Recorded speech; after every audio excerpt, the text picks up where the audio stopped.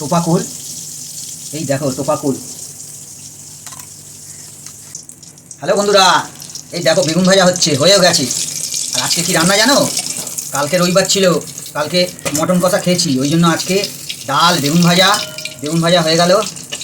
আর এরপরে কী হবে বলো তো? এরপরে হবে, এই দেখো এরপরে হবে আলু ভাজা। এই আলু ভাজা ছেড়ে দিলাম, গোল গোল আলু ভাজা। আজকে প্লেন খাবার খাবো, বুঝেছো? আজকে ডাল, আলু ভাজা, বেগুন ভাজা। আর একটা জিনিস হয়ে গেছে, এই দেখো এটা হচ্ছে পালং শাকের তরকারি। বড়িগুলো ভালো লাগে, ওই জন্য বেছে বেছে রেখেছি, জানো তো? খাবার সময় বড়ি খুঁজে পাই না, ওই জন্য গোটা গোটা বড়ি রেখে দিয়েছি, খাবো।